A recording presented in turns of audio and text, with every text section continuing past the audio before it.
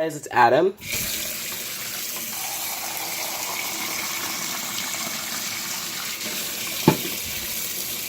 And welcome to Iowa Butterfly Garden. So today we're going to be fixing a common problem that I run into a lot with my houseplants, especially if I bought them and I haven't repotted them yet. It's compacted root balls. Now, this root ball here has shrunk away from the sides of the pot, so when I water this plant, it actually isn't getting any water at all. And that's a very common problem that leads to the death of many houseplants. This is a Hoya carnosa variegata, a variegated wax plant or wax flower.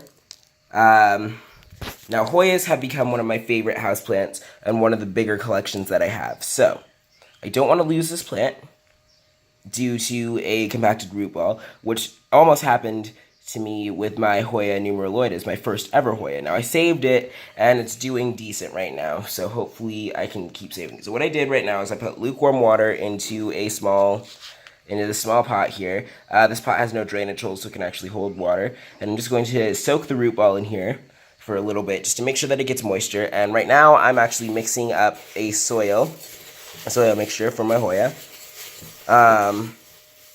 Excuse me, it's a little dusty here. I'm going to walk away from this cloud of perlite here. Just try and walk away from the general cloud so that I don't, start coughing up a lung. And move over here. So this is just my base. I added a lot of perlite and a little vermiculite. And I'm going to be adding some of my ultimate ready-to-use potting mix.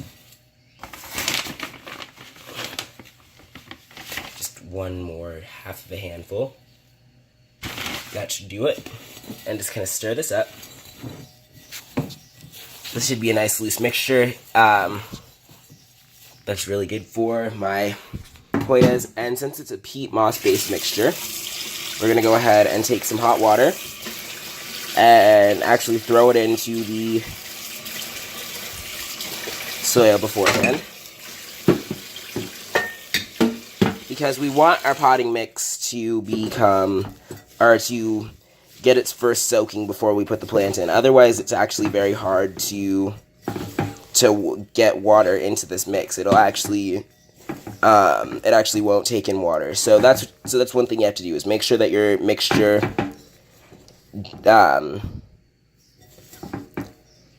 gets its first moistening until it's thoroughly moist before potting, especially if it's a peat moss based mixture. And then what you have to do after that is make sure that you let it dry out, for the case of a Hoya, for a lot of plants, but never dries up. There's a difference. If it dries out, that just means you're letting the soil, the water get absorbed and also evaporate a little bit so that the mixture is dry before you water it again. If you let it dry out, that means it's dry for such a long period of time that it loses all moisture and ability to absorb any more moisture. So that creates some problems. So I'm going to be choosing a pot that's that's a bit bigger than its normal pot. It's a Hoya. It'll grow into it. So I'm going to go ahead and play around with this root ball real quick, just to kind of let it get a little bit more moist. Give me 1 sec. Let it soak. You can also kind of tease the root ball a little bit to let more moisture in. And yeah, so let's just take a minute to admire this plant because I love it so much. I recently got it from Frontier Nursery on Blair's Ferry Road in Cedar Rapids, and I love it so much. Look at how beautiful this is. This leaf right here, half of it is white and pink, and the other half has green, and it's edged with kind of a creamy white with some pink. This leaf is kind of like blushy, creamy white colored with some pink spots on it, and it's beautiful. Just look at this. This variegation is amazing. It's gorgeous. Here's an all white leaf. It's just got so many different color patterns, and it looks really cool. So now we're going to be, this is a little trick that I have called mold potting. Put the old pot in for measurement.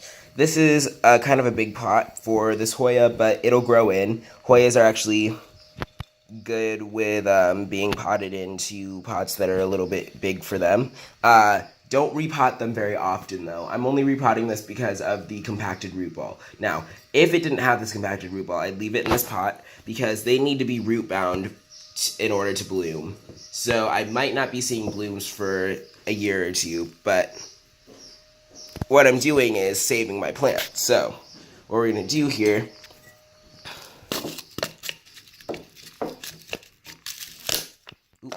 crush that because I'll probably use this nursery pot for cuttings or something, or seed starting. So here we go.